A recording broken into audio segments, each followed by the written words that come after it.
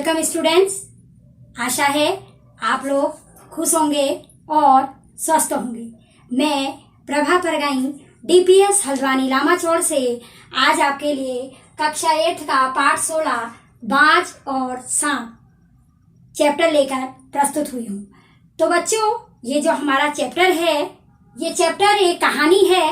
आपने देखा है कि कई बार कई लोग ऐसे होते हैं जो जिंदगी में हल्की परेशानियों से डर कर भाग जाते हैं या वो अपने आप को कमजोर महसूस करते हैं। लेकिन इस कहानी में आपको दो पात्र मिलेंगे, बाज और सांप।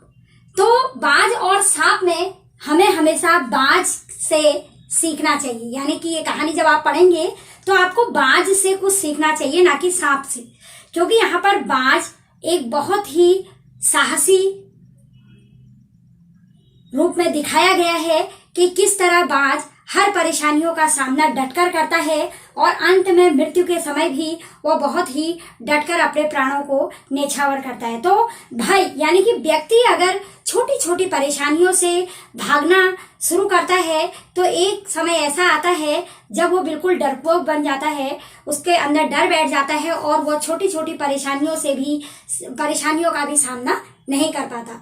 तो बच्चों, इस कहानी से हमें यही शिक्षा मिलती है कि हमें हमेशा हिम्मत के साथ अपने कार्य को करना चाहिए और कभी भी डर कर नहीं रहना चाहिए। हमेशा हमें आशावादी रहना चाहिए, क्योंकि कोई भी कार्य हमारे जीवन में ऐसा नहीं है जिसे हम नहीं कर सकते हैं।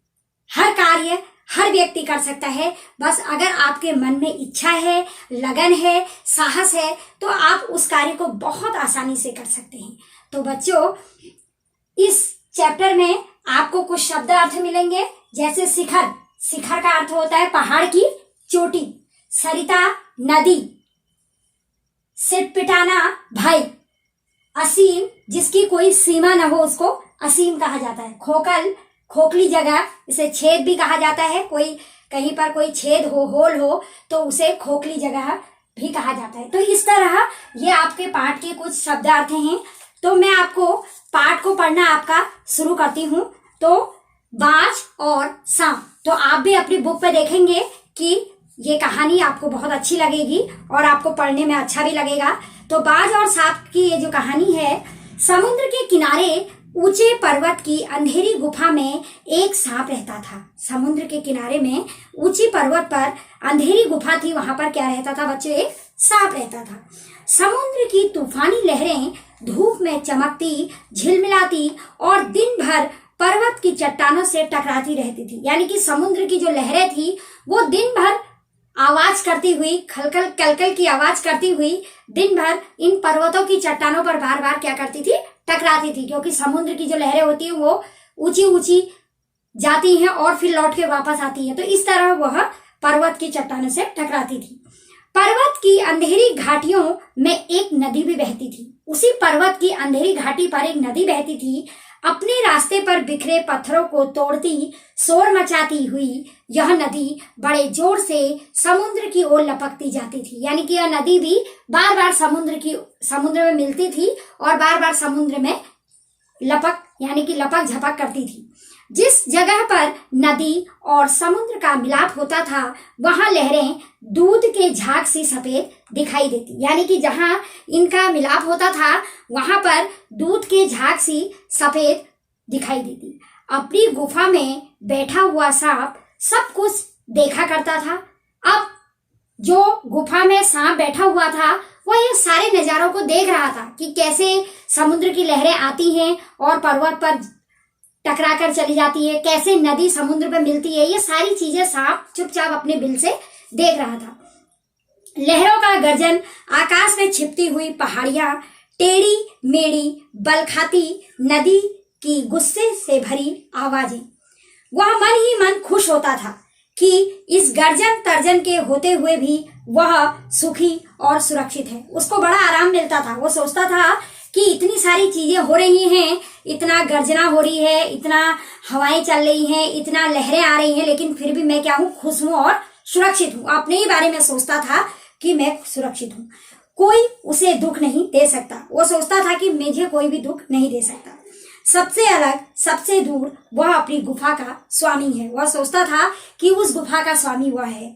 न किसी से लेना, न किसी से देना, दुनिया की भागदौड़, छीना झपटी से वह दूर है। सांप के लिए यही सबसे बड़ा सुख है। यानी कि सांप सोचता है कि मैं अब अलग हूं, मेरा किसी से लेना देना नहीं है, किसी के लिए मैं कुछ कर नहीं सकता हूं, मैं अपना सुरक्षित हूं। तो वह उसी में सबसे बड़ा सुख ढूंढता था। वो सोचता था कि सबसे इस दुनिया में सबसे सुखी नहीं हूं। एक दिन एकाएक आकाश में उड़ता हुआ खून से लथपथ एक बाज सांप की उस गुफा में आ गिरा। एक दिन क्या हुआ, एक बाज खून से पूरा लथपथ वहां आ गिरा। उसकी छाती पर कितने ही जख्मों के निशान थे, पंख खून से सने थे और वह अधमरा सा जोर शोर से हाँप रहा था। अधमरा था यानी कि बहुत घायल हुआ था और जोर शोर से वो हाँप रहा था। जमीन पर गिरते ही उसने एक दर्द भरी चीख मारी और पंखों को फड़फड़ाता हुआ धरती पर लौटने लगा। डर से सांप अपने कोने में सिकुड़ गया, किंतु दूसरे ही क्षण उसने सांप भाप लिया कि बाज जीवन की अंतिम सांसें गिन रही है। एकदम से बाज की गिरते ही वो घबरा गया और वो छिप गया। तो उसे जब देखा कि बाज बहुत घायल है और अंतिम सांसें ले रहा है तो उसको बड़ी राहत मिली और उसने डरना बेकार समझा। उससे कहा अब मुझे कोई डर नहीं, क्योंकि यह तो खुद ही घायल है, मुझे क्या मारेगा। यह सोचकर उसकी हिम्मत बढ़ी और वह रेंगता हुआ उस घायल पक्षी के पास जा पहुंचा। उसकी तरफ कुछ देर तक देखता रहा, फिर मन ही मन खुश हुआ और वह बहुत खुश हो गया कि यह घायल है और मुझे कुछ नहीं कर सकता, मैं अभी भी सुरक्षित रहूंगा।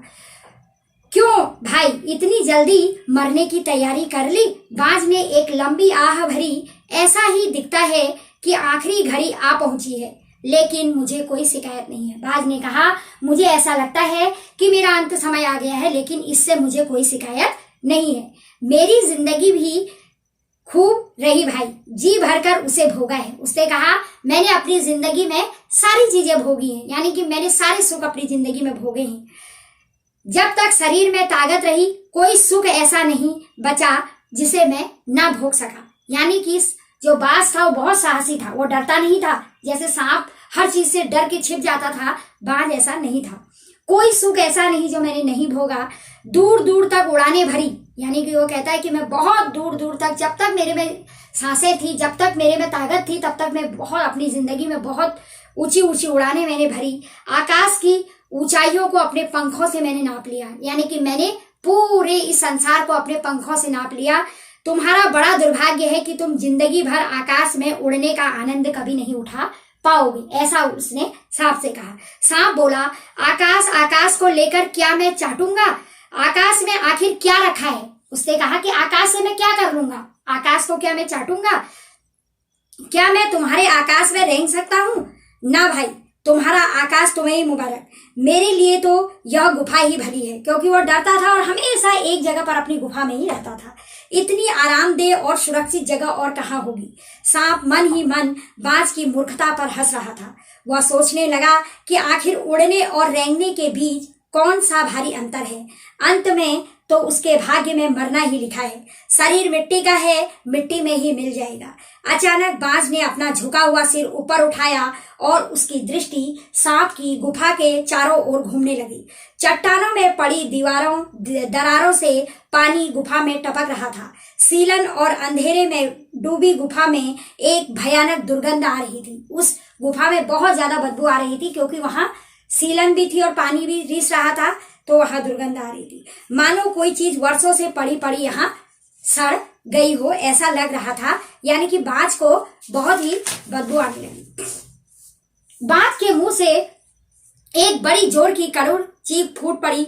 आह, काश मैं सिर्फ एक बार आकाश में उड़ पाता। यानी कि बाज को ऐसा लगा कि मैं इस दुर्गंध में नहीं रह पाऊंगा, काश मैं एक बार और आकाश में उड़ पाता। बाज की ऐसी करुण चीख सुनकर सांप कुछ सिटपिटा सा गया।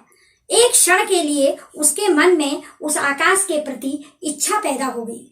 जिसके वियोग में बाज इतना व्याकुल होकर छटपटा रहा था कि उसने बाज से कहा, यदि तुम्हें स्वतंत्रता इतनी प्यारी है तो इस चट्टान के किनारे से ऊपर क्यों नहीं उड़ जाने की कोशिश करते। उसने कहा, लगता है तुम्हें स्वतंत्रता ज्यादा प्यारी है तो तुम उड़ जाओ इस चट्टान से टकराकर, कि तुम्हारे पैरों में अभी इतनी ताकत बाकी हो कि तुम आकाश में उड़ सको, कोशिश करने में क्या हर्ज है।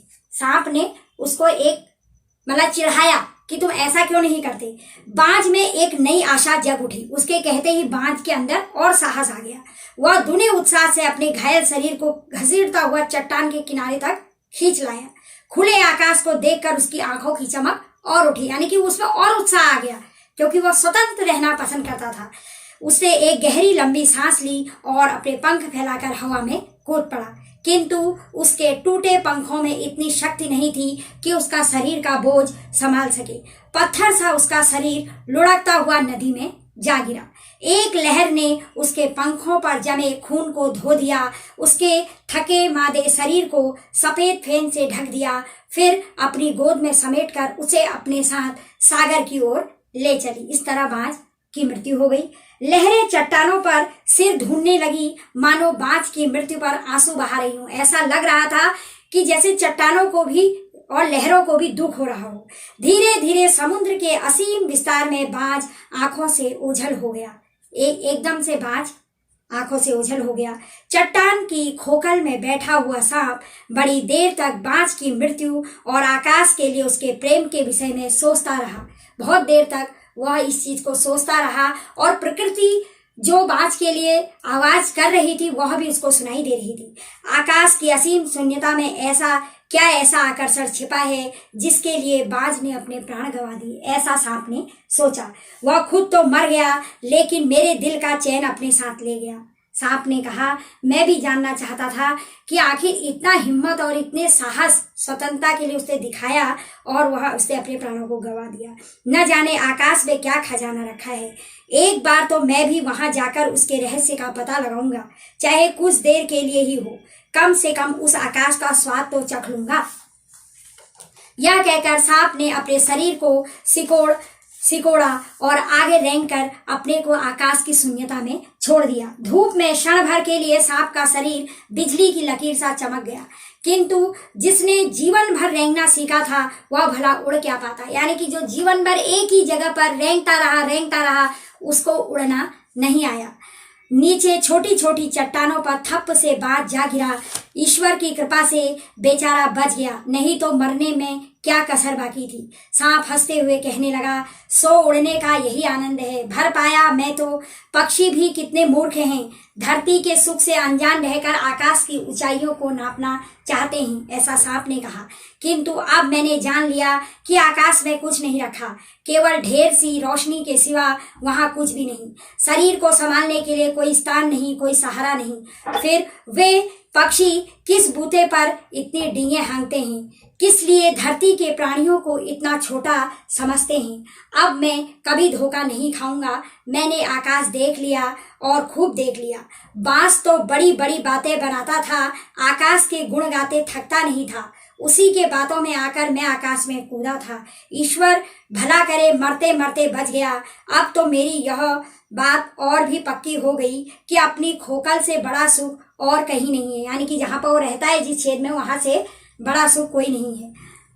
धरती पर रेंग लेता हूँ, मेरे लिए यह बहुत कुछ है। मुझे आकाश की स्वतंत्रता से क्या लेना। न वहां छत है, न दीवारें हैं, न रेंगने के लिए जमीन है। मेरा तो सिर चकराने लगता है, दिल कांप जाता है। अपने प्राणों को खतरे में डालना कहाँ की चतुराई है। सांप सोचने लगा कि बाज अभागा था, जिसने आकाश की आजादी को प्राप्त करने में अपने प्राणों की बाजी लगा दी। लेकिन बाज एक बहुत साहसी था, जिसने अपने प्राणों की बाजी लगा दी। किंतु कुछ देर बाद सांप के आश्चर्य का ठिकाना नहीं रहा। उसने सुना चट्टाने नीचे से एक मधुर रहस्यमय गीत आवाज उठ उठा रही है। पहले उसे अपने कानों पर विश्वास नहीं हुआ, किंतु कुछ देर बाद गीत के स्वर अधिक साफ सुनाई देने लगे। वह अपनी गुफा से बाहर आया और चट्टान से नीचे झांकने लगा। सूरज की सुनहरी किरणों से समुद्र का नीला जल झिलमिला रहा था। उसको एक अनोखी आवाज उस चट्टान से और उस समुद्र से आई, जो कि बाज के लिए सुनाई दे रही थी। भिगोती हुई समुद्र की लहरों में गीत के स्वर फूट रहे थे।